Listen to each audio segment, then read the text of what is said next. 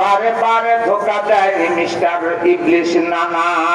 ইবলিশের পথ ছাড়িয়া আল্লাহর পথে যায়, আল্লাহর পথে গেলে রে মুসলমান জান্নাত হবে ঠাই।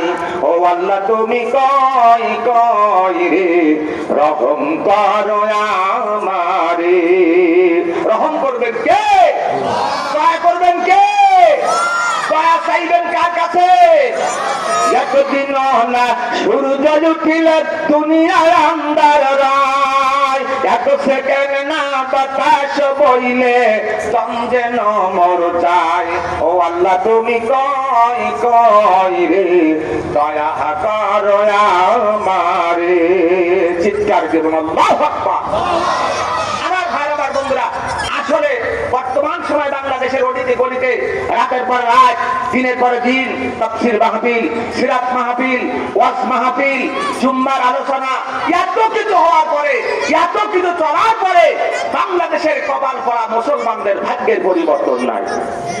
আমার বন্ধুগণ, আমার ভাইয়েরা, আসলে আজকের এই মাহফিল দেওয়ার পরে, আপনারা আলোচনা শোনার পরে যদি আমল না করেন, পরিবর্তন যদি না হয়, উদাহরণ দিয়ে আমার আলোচনা দিকে এগিয়ে যেতে চাই।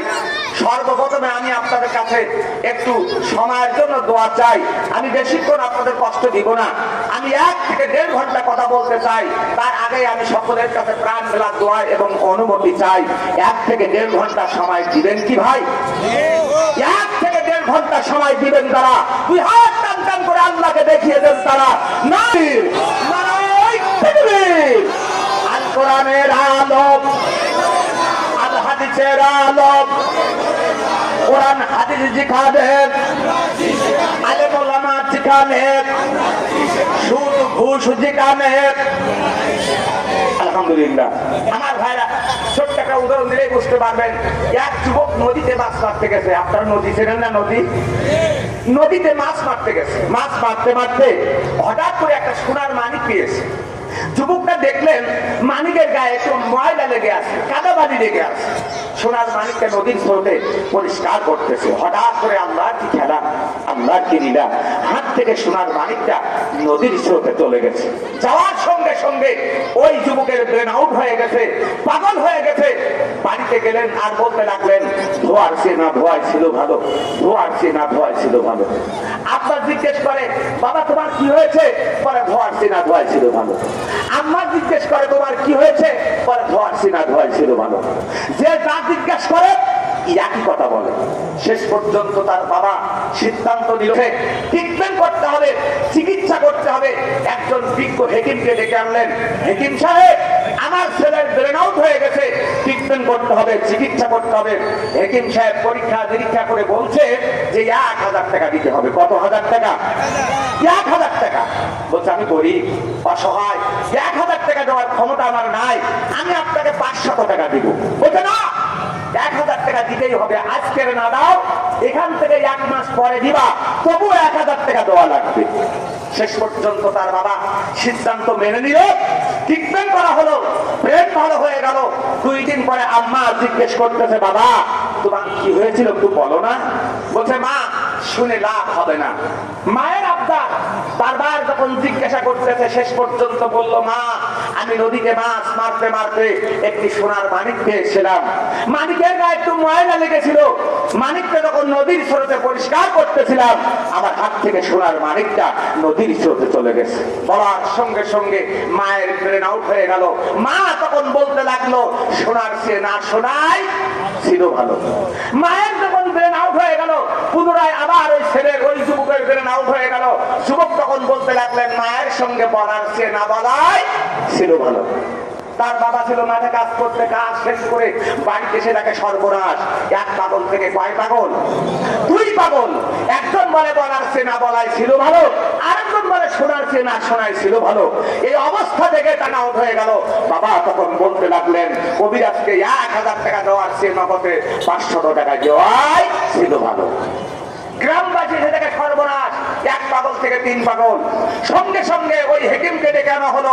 হেকিম সাহেব, আপনি কি ট্রিটমেন্ট করলেন, কি চিকিৎসা করলেন? হেকিম সাহেব তাকে একজন বলে বলার সিনা বলাই ছিল ভালো, আরেকজন বলে শোনার সিনা শোনাই ছিল ভালো, আরেকজন বলে হেকিম সাহেবকে 1000 টাকা দেওয়ার চেয়ে নগদে 500 টাকায় দেওয়াই ছিল ভালো। এই অবস্থা থেকে হেকিম সাহেবের ব্রেন আউট হয়ে গেল। হেকিম সাহেব তখন বলতে লাগলেন যে আমার 1000 টাকা বাকিকে দেওয়ার চেয়ে নগদে 500 টাকা দেওয়ারও। এই মাহফিল দেওয়ার পরে আমাদেরকে দাওয়াত করে আনার পরে আপনারা যদি আমল না করেন, সমাজ যদি পরিবর্তন না হয়, তাহলে এই মাহফিল দেওয়ার চেয়ে না দেওয়াই ছিল ভালো। আপনারা কি কষ্ট করে এখানে আসার চেয়ে না আসাই ছিল ভালো? আমাদেরকে দাওয়াত করে সাতক্ষীরা থেকে আনার চেয়ে না আনাই ছিল ভালো। এজন্য আমল করবেন, পরিবর্তন হবে। আমল করবেন না, পরিবর্তন হবে না। ঠিক কিনা? আমার ভাইরা, আসুক যত বাধার পাহাড়, আসুক যত ঝড়, বুকে অসীম সাহস নিয়ে ভয় করি না কার। রক্ত মাখা হিমস্রো থাবা যতই থাকে না চতুর্দিক, তবু আমরা থাকবো সদা আল্লাহর পথে নির্ভীক। মুসলিমরা সংগ্রামী জাত, ভয় করি না কোনো কাফিরের কালো হাত। আমরা শাহজালাল, শাহপরান আর বীর তিতুমিরের জাতি। পিছপা কেন বেরিয়ে এসো, খুঁজবে সকল দুর্গতি। আর নয় কোনো আর্তনাদ, কোনো মাসলুমের কান্না। শান্তি এনে এই জীবনে মুক্তির পথ চান না। ইয়া আল্লাহ তুমি রক্ষা করো, ইয়া আল্লাহ তুমি কবুল করো। এই দুনিয়া ও দিন শান্তিতে থাক কুল কায়নাত নিখিল মুসলিমিন। মুসলিমরা ঘুমায় বেহুশ, বিবিকে ঝুলছে তালা। রক্ত মোদের শিথিল হয়েছে পাপে অন্তর কালা। আসবে পথে আধার নেমে, তাই বলে কি রইবি থেমে। পারে পারে জ্বালবি বাতি, হয়তো বাতি চলবে না। তাই বলে তো ভীরুর মতো বসে থাকলে চলবে না। ভীরুর মতো বসে থাকলে মুসলমান কোনদিন কা পুরুষের মতো ঘরে বসে থাকতে পারে না। বিগত 16টি বছর জালেম শাসক এই বাংলার জমিন থেকে আল্লাহর দিনকে বিদায় করে দেওয়ার জন্য অসংখ্য আলেমদের পরে হামলা মামলা করেছেন, অসংখ্য আলেমের প্রাণ ধরে গেছেন। তবুও বাংলাদেশের মুসলমানেরা কাপুরুষের মতো ঘরে বসে থাকে নাই। এবারও যদি প্রয়োজন হয় আল্লাহর কোরআনকে সংসদ ভবনে নিয়ে যাওয়ার জন্য